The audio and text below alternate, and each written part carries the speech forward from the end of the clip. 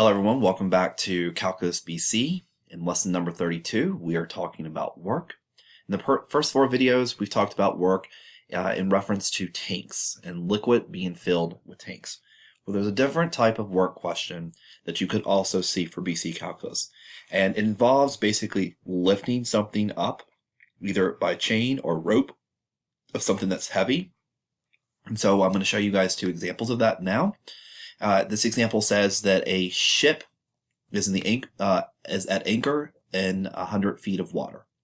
And so we have a little picture here of our ship, and then we have 100 feet of water. The anchor weighs 4,500 pounds, and the chain that actually has the anchor is going to weigh 25 pounds per feet.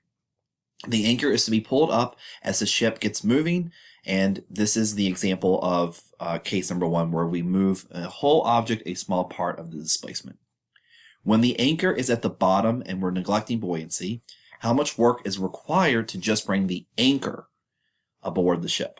And so remember that work is just going to be a force times a distance. And so in this particular example, our force of our anchor is just going to actually just be our weight. All right, so how much does it weigh? And then our distance is going to be the 100 feet.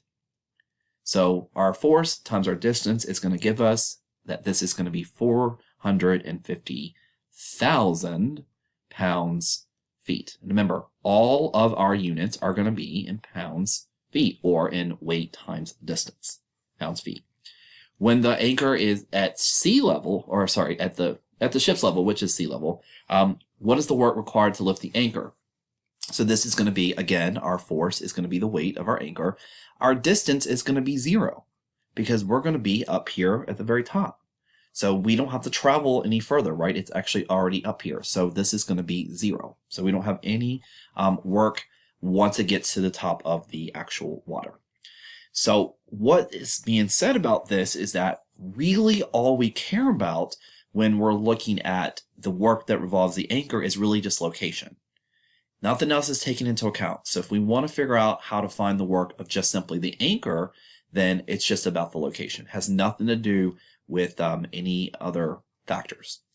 Now, if we look at the next part of the question, it says, in between the bottom of the ocean and water level, the force varies. Obviously, as you pull something up, the closer it gets to the water, the easier it's going to be to do that, right? And that's the idea of what this is. So this voice linear with the length of the chain.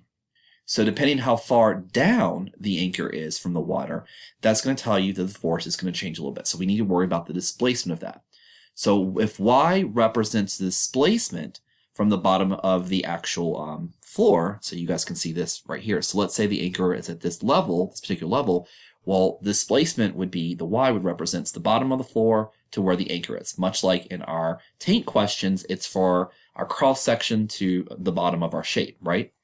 So the length of the chain is given by, you guys guessed it, 100, which is the length of the water, minus y. So that's going to be right here. So this is going to be our displacement, this guy right here. So this distance right here. So therefore, the total force required to bring the anchor and the chain aboard will be this. Well, so the force will be the weight. Remember, it's going to be the weight of our chain, and then it's going to be, well, where is it? So this is our displacement. And we just had the conversation up here that the anchor is just going to be the 4,500, right? This does not have any factor on where the distance of it is. So this is going to be our force that we're going to use for our chain and for our anchor. Now, you may say, well, we did factor into account where the location is. Well, that's going to get into the work aspect of the question. So if we take into the work part, so our work is going to be, and this is what you see right here, if the anchor is raised a small displacement, dy, the force will essentially be constant, the same as at some sample point in the particular interval. So our work done in lifting the entire anchor and the chain, a small displacement, dw, it's just multiplying this entire thing by dy. Instead of dw, I meant dy. So our work is going to be 25 times 100 minus y, so again, weight, times displacement, and again, we've done that interval many times, dy, and then we're going to do plus 4,500 dy. And so if I want to find the actual work done, right, the actual work done for this, then I need to, and again, this is our dW. I should actually say this is our change in our work. Well, how do we find work? Well, work just can be the integral. It's going to be the integral, and again, our integral is where's our water? Our water is going to be from 0 to 100, and we're going to integrate 25 times 100 minus y dy. And then we're going to integrate from 0 to 100, 4,500 dy. This second part goes into how we found the work at the very beginning, right? We integrate this and we get 4,500 times x. And then we plug in what our distance was. So this is the part, this green part represents the integral right here. And now this, our displacement, and then this is going to be our weight times how far is it. Our weight times how far is it. And so this is what we're going to do for the problem. So now that you guys know that, we're going to actually, oh, and another thing I can say to you guys about this really quickly is let's look at units. Let's look at units for 1 second. So for this, the 25, this is going to be pounds per feet, right? That was given to us as pounds per feet. This is going to be feet, and this is going to be feet. So we're left with pounds feet. This is in simply pounds, that's how much the anchor weighs, and this is going to be feet. So pounds feet as well. So we know that we have the right answer because we have pounds feet here, and we have pounds feet here, or at least our correct setup. So let's show you another example showing you how to set this up quite simply, because this is all that you do. Okay, so let's look at this example right here. It says a worker on a roof 50 feet above the ground. So we're going to go ahead and draw ourselves a nice little house. And here's our roof, and here's our worker right there. And so this is 50 feet above the ground. So the height of the house is 50 feet. It needs to lift a 300-pound bucket. So we have a rope and we have a bucket, and this is going to weigh 300 pounds of cement from the ground to a point 20 feet above the ground. All right, so we want to go 20 feet above the ground for this particular example. It says pulling the rope, and the rope is weighing 4 pounds per feet. So how much work is required for this problem?